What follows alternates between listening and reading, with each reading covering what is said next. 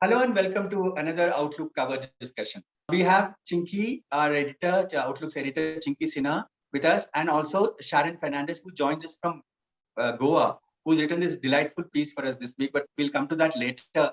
The issue, Chinky, so as we had decided, it's really about the politics of food in India. In a country which is so diverse, with so many castes and religions and regions, and as they say, the food habits change every 50 kilometers. Is it at all possible to dictate what one should eat or not eat? Taking off from there, of course, we've gone into various other articles, various other topics, themes. For instance, the politics in say Dalit food. I mean, why is it that only certain kind of foods, certain kind of cuisines are so popular or are marketed, and so much of our diverse traditions of food are forgotten completely, from the northeast, from tribal areas, from in Kerala, for instance.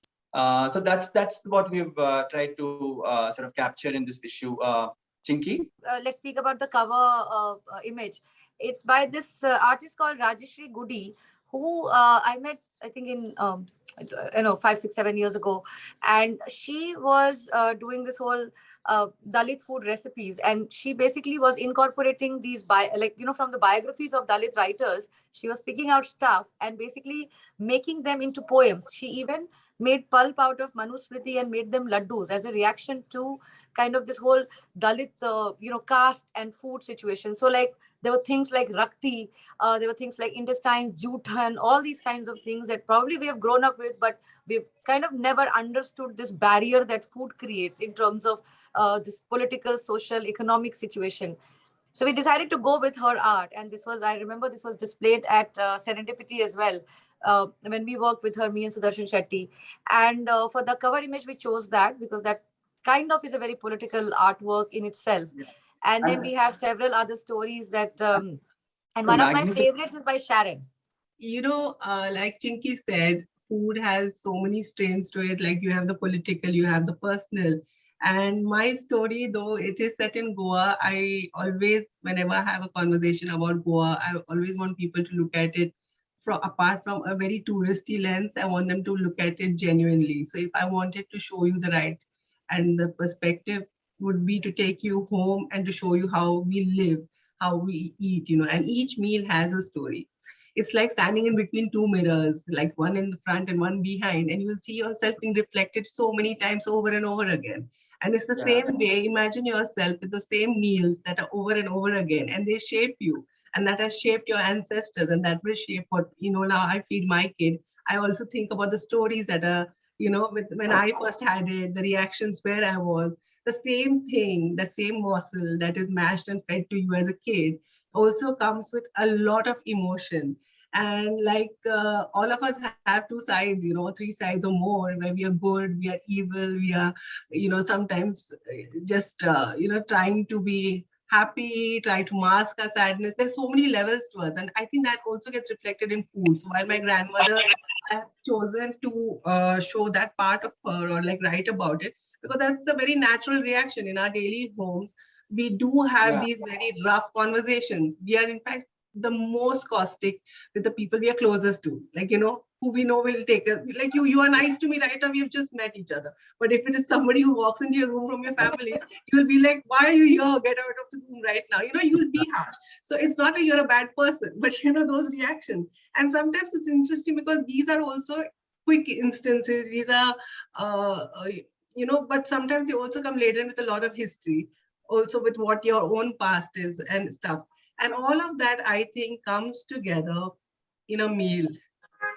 And it's always like a good story to share. And we are nothing but like a collection of stories, all of us, So, and I think food has to be taken that way. And another thing I want to point out is whenever we write about food, it's always like this happy story.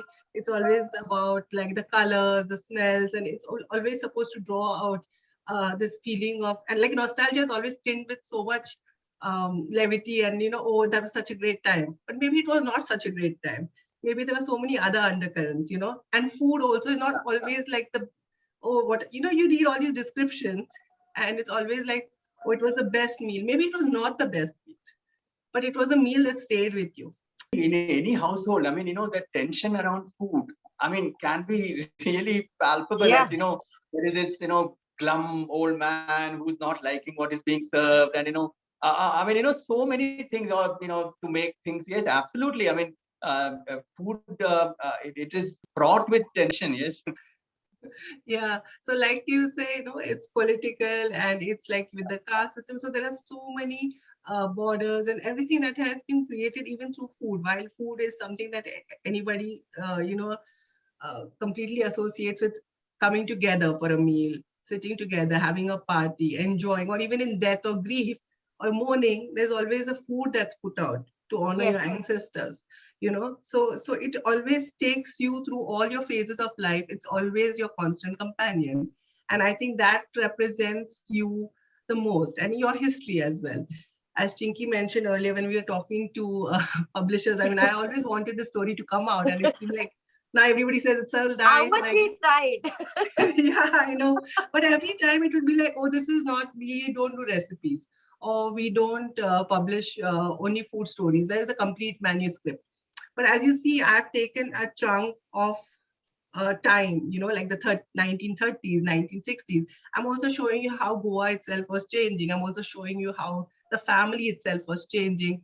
And I'm also showing you, of course, the food, and how that has kind of is like a character in the book. And I could never find anybody who could slot it in one genre, and hence it was never pushed out in any form. It's not a recipe book. It's not a history book. It's not a memoir. It's not fiction. It's not non-fiction. But I think this is a story that had to come out. So maybe I have to make a new genre for this. But yeah. No, that's the thing, because then me and Sharon, and she would read it out to me, and it has been in my inbox for years, I think, Sharon, and I've read it out to so many people. I'm like, this is the way you write and all that. And so I think if it stayed with me, and I still remember that incident where your grandmother threw the doche or whatever, the cake at her neighbor, and I still remember it so vividly. So that means that stories that stay with you. And this is, Goa is not my state. I mean, I don't know anything about Goa. For me, those instances were very interesting. So it's also kind of like this politics of publishing world also in terms of food. I mean, there's also this whole approach to recipes and the ingredients, the assumptions, all kinds of things. So yeah, so I mean, Sharon, you didn't find publishers, but you found us, or we found you. Yeah, thank you so much for that. Yeah, and Satish, you said that I'm Goa based. Right now I'm in Delhi, and I was brought up actually in Bombay. But we've gone back every year to Goa. My house is there. My parents are there. I took a sabbatical. I spent 2 years and kind of marinated in that entire food scene, and also got to know a lot about. It's like when you're older, you look at it from another lens altogether, and appreciate it honestly. And I did a children's book as well, and which I tried to put in these elements, all of that. So what I'm trying to say is, while I look at Goan food because I'm close to it, I'm also influenced, and I'm also made up of a lot of Maharashtrian food because I was in Bombay and I grew up there. So some of my favorites, my essentials, are like varan bhat, which is like dal rice.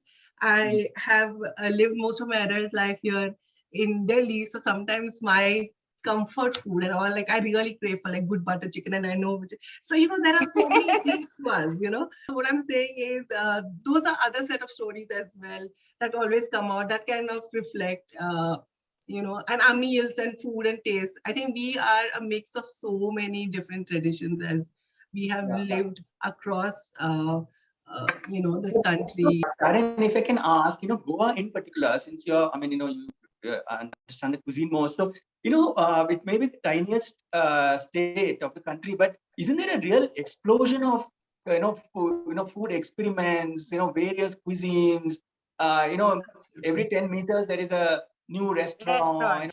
Yeah.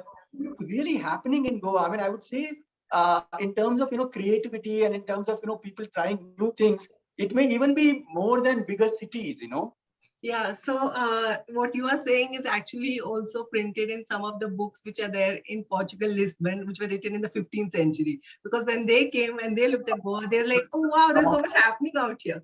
It's literally like that. Because I read a lot of, I've been doing a lot of research whenever I try to place a story in a particular time. And I was so fascinated with how much more I found. Like Goa became a part of India in 1961. So you're talking about those influences then, which are like very recent, like just 40, 50, 60 years back, you're talking. But if you go really back there, like it had a Buddhist influence, it had the Mughal influence, it had the early Portuguese influence. It has always had the Hindu, even in the Hindus, there were so many different things. So while there was, like what do I say? There's been so much of different kind of trading that happened there, like the Arab, the entire the way, like your Silk Route and stuff like that. You had a total different pathway because Goa was such an important port. So you had such huge Arabian, Arabic influences like from Istanbul and stuff like that. The spices, everything coming in. You had horses being traded in that city ages ago, of course. Like I'm talking centuries. And it was like a melting pot. It's always been like that. And which is why Goa has always been very open, welcoming. When you go there, you feel it. It's not something that's happened only after the hippies came. It's something that has been happening for centuries. It's always been a place. So for a Goan, the identity is always about being connected to the soil, being connected to his land, and his thing. Every other influence has been openly accepted, been made a part of. And religion, yeah, and it's never been tied down to religion. That's the interesting part of it. Yeah. Because I'm a Christian, so we worship at a shrine, okay. But we also have a lot of Hindu families who also come and pray at the same place because they know that that's the deity of that place. Right.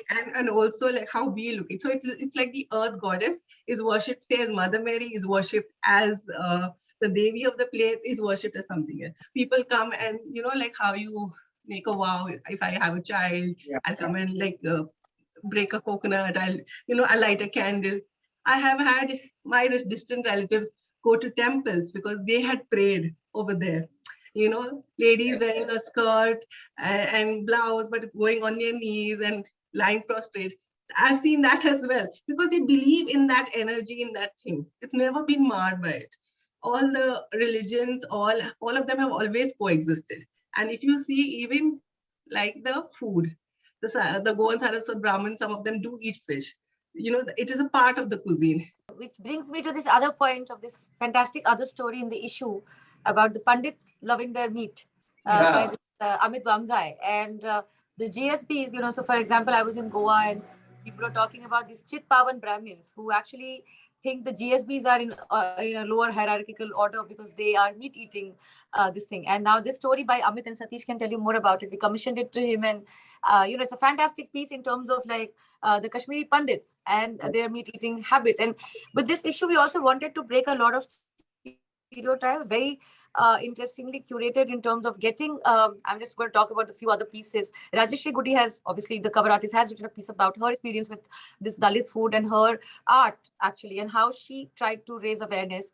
And then there's this piece by Gautam Bisht, who, the Santhal, the tribe, and how they are trying to raise awareness about this forest food, which has been dismissed with the whole globalization and this whole aspirational thing.